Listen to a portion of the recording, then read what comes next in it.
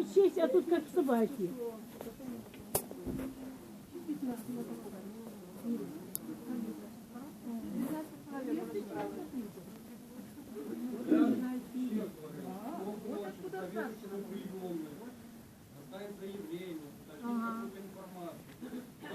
Я ж не живу через Так метр. пусть он сюда выйдет. Выйдет пускай к людям. А какие проблемы? Мы что, звери? Человек не мог одному. А зачем мы хотим вместе с ним поговорить?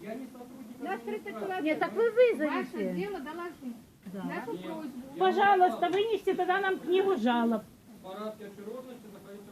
Мы в его были. Мы не Они хотим к ним хотят, чтобы ходить. специально разделить всех. Мы не будем разделяться, мы не будем ходить. Мы не будем, мы же не первый раз здесь. Что писать? Но Уже почему? всё писано перед Мы будем ним. писать еще 3 человека. По крайней мере, нам везде дают. Пошли, Мария, писать. А что вы сидите?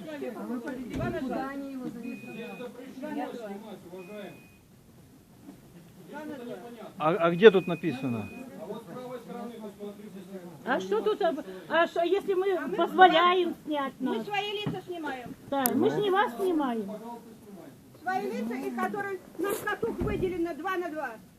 Катух выделены 2 на 2. До 30 человек. Качанова и шла на работу, людей не предупредить, что-то за издевательство.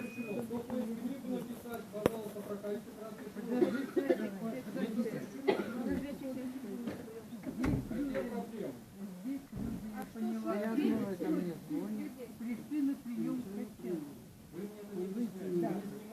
Нет Ломоносов. Я считаю, что Владимир Владимирович, я знаю. Владимир Владимирович, сейчас идет по защите. Она хочет больница, такая просьба. У меня детей, я думаю, что это так. Тут не удастся прийти, а просто такая просьба. Вынесу, когда дополнительно будет сообщено, тогда Татьянова будет принимать.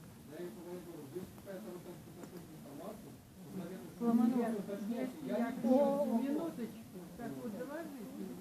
Пусть вынесет. Тогда она будет дополнительно целый день. Для того, чтобы потом записали, что уже вопрос решен, уже выявили там, да, для решения вопроса. Это не есть решение. А для чего вы только стоите и разговариваете? Он нас